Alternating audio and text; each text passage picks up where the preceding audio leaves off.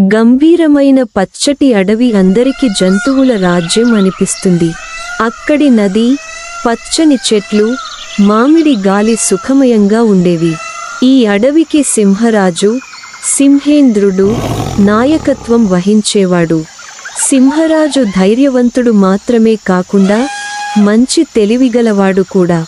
ఒకరోజు అడవిలో హడావిడి మొదలైంది. ఆ రోజున వింత శబ్దాలు అడవి అంతటా వినిపించాయి.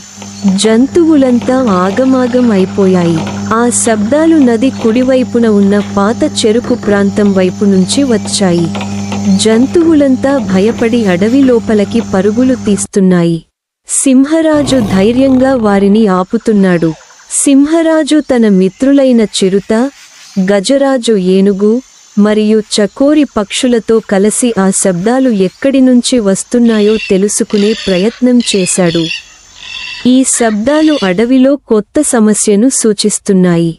మనం ఆచూకీ కనుక్కోవాలి అని సింహరాజు చెప్పాడు.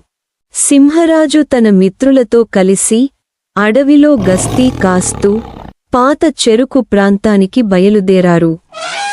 చెరుకు ప్రాంతానికి చేరుకోగానే అక్కడ ఒక పెద్ద గుహ కనిపించింది.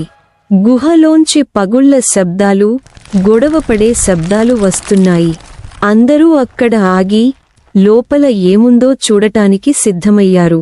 ఒక భారీ గుహ బయట జంతువులంతా జాగ్రత్తగా చూస్తూ గట్టిగా వినిపించే శబ్దాలపై దృష్టి సారిస్తున్నాయి.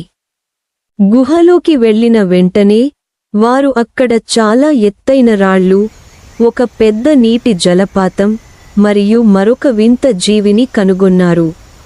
అది ఒక పొడవైన, వెటకారంగా కనిపించే చిరుతపులి, గజరాజు సమ్మేళనంలా ఉన్న జంతువు. అది శబ్దాలు చేస్తూ తనకు కావలసిన నీటి కోసం ప్రయత్నిస్తోంది. పొడవైన చిరుతపులి, గజరాజు సమ్మేళనంలా ఉన్న జంతువు ఒక రాయి మీద నిల్చొని ఆవేదనతో అరుస్తున్నది. వింత జంతువు సింహరాజుతో మాట్లాడింది. నేను ఇక్కడికి కొత్తగా వచ్చాను. నా నీటి వనరులు దెబ్బతిన్నాయి. నాకెక్కడా నీరు దొరకడం లేదు. ఇక్కడ ఉన్న గుహలోనే చివరిసారి కొద్దిగా నీరు కనిపించింది అని చెప్పింది. వింత జంతువు సింహరాజుతో చర్చిస్తూ తన కష్టాలను వివరించాడు. సింహరాజు తన జంతు మిత్రులతో కలిసి ఈ సమస్యను పరిష్కరించడానికి పథకాన్ని రచించాడు. ఏనుగును ఉపయోగించి రాళ్లను తొలగించడం,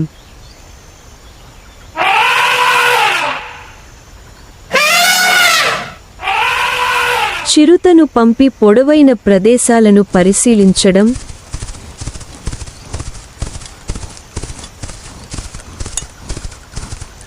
మరియు చకోరి పక్షులను మిగిలిన గుహలో నీటి వనరుల కోసం వెతకమని పంపించాడు.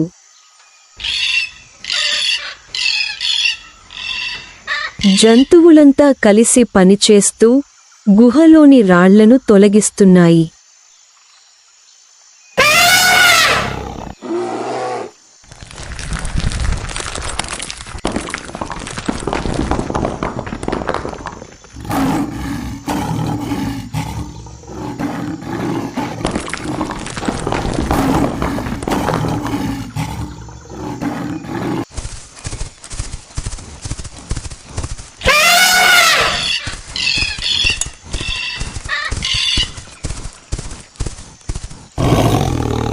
గుహలో లోతుగా తవ్వినప్పుడు వారు ఒక చిన్న జలపాతాన్ని కనుగొన్నారు.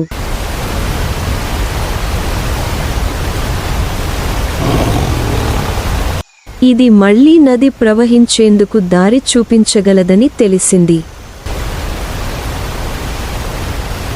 జంతువులంతా కలిసి ఆ నీటిని బయటికి తీసుకురావడానికి మార్గాన్ని తవ్వాయి.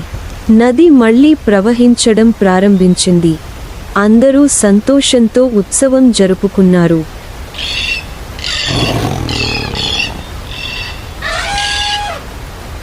నది మళ్లీ ప్రవహించడము, జంతువులందరూ సంతోషంగా నీటిని ఆస్వాదిస్తున్నాయి. అది సంతోషకరమైన క్షణం అయినప్పటికీ గుహలో లోతులో ఇంకా ఓ వింత శబ్దం వినిపిస్తోంది. ఇది కొత్త సమస్యలా ఉన్నదని సింహరాజు అనుమానించాడు. మరోసారి జంతువులంతా కలసి గుహలో లోతుల్లోకి వెళ్ళాలని నిర్ణయించుకున్నారు.